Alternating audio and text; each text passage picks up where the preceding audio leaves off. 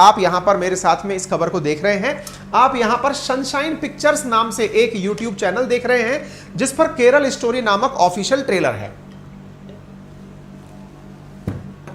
किसी प्रकार का कॉपीराइट ना आ जाए इसलिए हम उस ट्रेलर को नहीं चला रहे हैं, लेकिन उस ट्रेलर के विभिन्न पिक्चर्स को हमने स्टैंड स्टिल अलग अलग निकाल लिया है। उसके आने के बाद से यहां पर फिर से यह मामला उठने लगा है। टीजर और ट्रेलर में क्या अंतर होता है? टीजर कुछ सेकंड्स का होता है, ट्रेलर हो सकता है 2 मिनट तक का हो जो अपने आप में एक स्टोरी बता रहा हो। टीजर से बड़ा ट्रेलर, फिर ट्रेलर के बाद में फिल्म आएगी। फिल्म मई के प्रथम सप्ताह में आने वाली है और ट्रेलर के आने से अपने आप से फिर से एक चर्चा शुरू हो गई है कि क्या वाकई में केरल में धर्मांतरण हो रहा है, क्या महिलाओं को ले जाकर आईसिस के अंदर, इस्लामिक स्टेट और इराक और सीरिया के अंदर ले जाकर आतंकी बनाया जा रहा है, क्या धर्मांतरण का काम चल रहा है।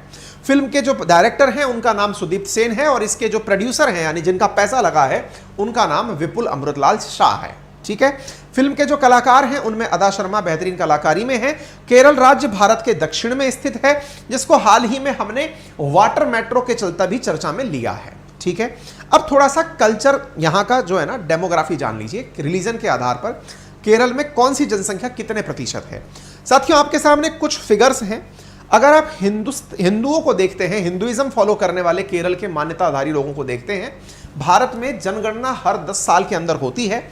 2000 की जनगणना के अनुसार 2001 की जो जनगणना थी उसमें हिंदुओं का परसेंटेज केरल में 56.16% था, जो 2011 में घटकर 54.73% रह गया। यानी लगभग 2% का या 1.5% का जो है गिरावट दर्ज किया गया था हिंदुओं की जनसंख्या में 10 साल के भीतर। वहीं अगर मुस्लिमों की आबादी की बात की जाए तो इस्लाम अपनाने वाले लोगों की जो परसेंटेज है केरल में वो 24.70% है, जो कि 2011 में बढ़कर 26.56% हो गई। यानी एक प्रकार से 2% यहां पर सीधा सीधा 1.25% के आसपास इस्लाम को मानने वाले लोगों की संख्या में इजाफा हुआ है। और कहीं ना कहीं 2011 तक के आंकड़े हैं और 2021 के आंकड़े आने बाकी हैं। कहीं ना कहीं इस फिल्म के अंदर जो धर्मांतरण है उस पर भी ध्यान फोकस किया जा रहा है कि कहीं ऐसा तो नहीं हो रहा। क्रिश्चियनिटी मानने वाले लोग यहां 19% हैं, लेकिन उनकी संख्या में भी हल्का सा गिरावट दर्ज किया गया है।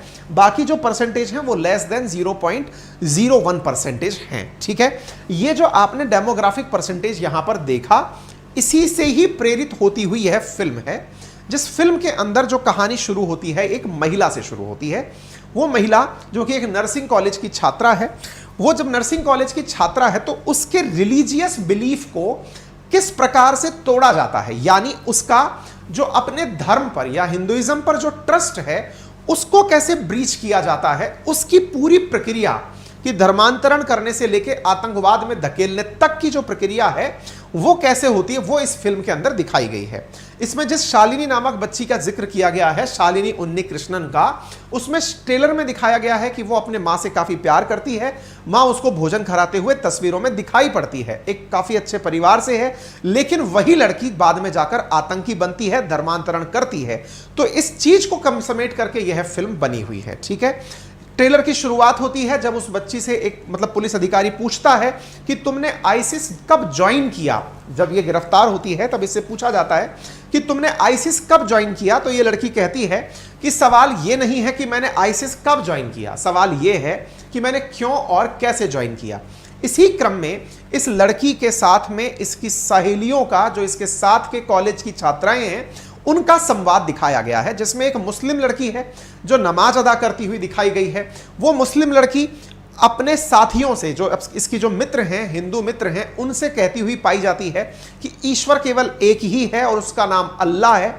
और अल्लाह की इस बात को फैलाने वाले जो लोग हैं वो कुछ ऐसे मौलवी हैं, कुछ ऐसे लोग हैं जो इस्लामिक स्टडी सेंटर के अंदर बैठे हुए हैं, जो उन्हें यानी कि इस तरह की लड़कियों को मोटिवेट कर रहे हैं, अन्य महिलाओं को, अन्य लड़कियों को जो कॉलेज में उनके साथ पढ़ रही हैं, उन्हें डाइवर्ट करने के लिए, कन्वर्ट करने के लिए।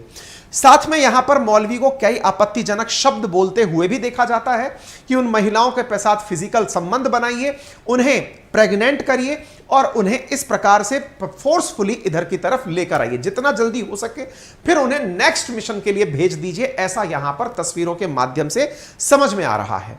यहां पर जो रिलीजियस बिलीफ है उसके ऊपर भी कटाक्ष करते हुए दिखाया गया है।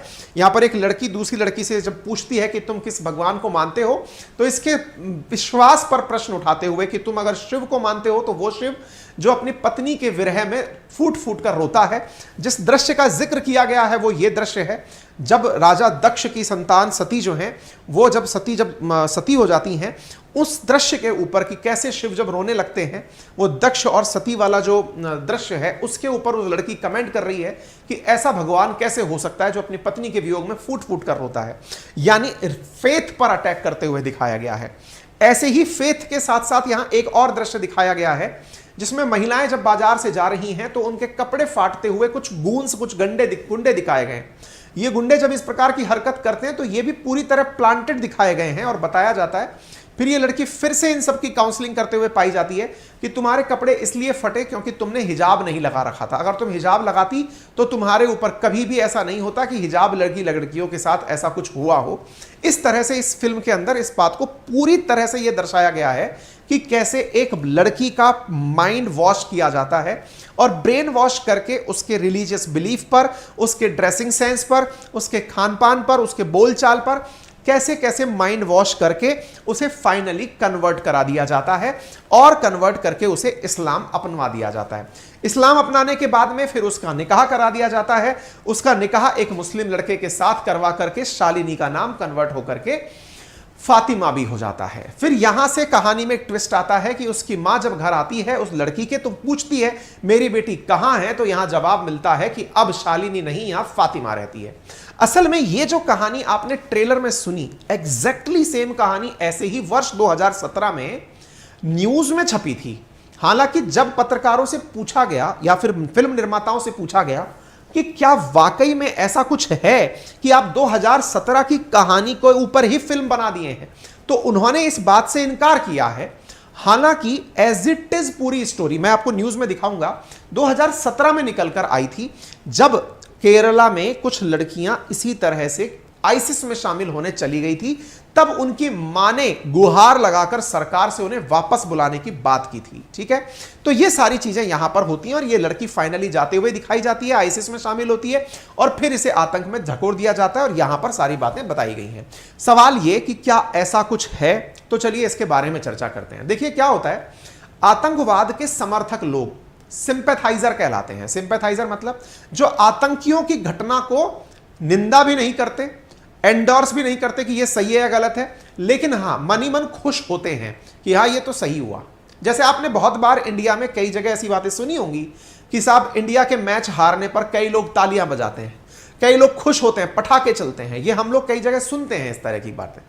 जब इस तरह की बातें सुनने में आती हैं तो जो लोग हमारे दुश्मन के पक्षधर हैं वो आतंकवाद के पक्षधर भी हो सकते हैं। आतंकवाद के जो पक्षधर हैं उन्हें आतंकवाद का सिंपैथाइजर कहा जाता है। अब आप सिंपैथाइजर हो या खुद आतंकी हो, ये दोनों ही कामें देश के लिए बहुत नुकसानदायक हैं। आतंक पर जब हमारे देश में मुंबई अटैक हुआ था, मुंबई हमला हुआ था, उसके बाद देश में आतंक से निपटने के लिए एक स्पेशल सेल बनाई गई थी जिसका नाम था NIA, नेशनल इन्वेस्टिगेशन एजेंसी। अब इस मामले में भी NIA जो है वो जांच कर रही है।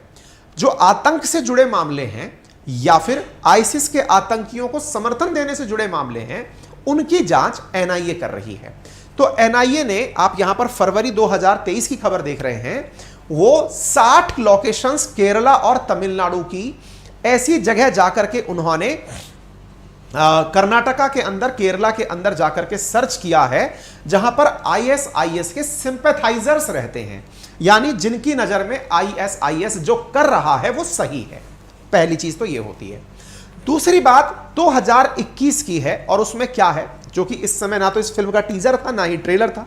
2021 की एक खबर आप देखते हैं जिसमें आप देख सकते हैं concern over suspected IS sleeper cell in Kerala, यानी केरल में NIA को IS के यानी इस्लामिक स्टेट के स्लीपर सेल। अब आप पूछेंगे सिंपैथाइजर और स्लीपर सेल में क्या अंतर है। देखो क्या होता है, सिंपैथाइजर हुआ समर्थक, एक प्रकार से आतंक का समर्थन करने वाला, जिसके मन में यह भावना है कि यह सही है और मैं इनका पक्ष लेता हूं। अब एक शब्द होता है स्लीपर सेल। स्लीपर सेल क्या है? फिल्मों में तो बहुत बार देखा है, सही मायने में ऐसे समझ लीजिए कि वो आतंक की ट्रेनिंग भी ले चुका है, बस अब मौके की तलाश है। वो आतंक की ट्रेनिंग लेकर हो सकता है कि कई सालों तक आतंकी घटना या वारदात को अंजाम ही ना दे, एक सामान्य जिंदगी जिए, लेकिन जब उसके आकाओं का संदेश उस तक पहुंचेगा तब वो आतंकी घटना करने निकल पड़ेगा। अदरवाइज वो एकदम साइलेंटली, उसने जैसे कुछ किया ही नहीं, इस तरह से रहना शुरू करे तो उसे स्लीपर सेल कहा जाता है। केरला में स्लीपर सेल्स की सूचनाएं आईएसआईएस के बारे में बहुत पहले से एनआईए के पास आती रही हैं।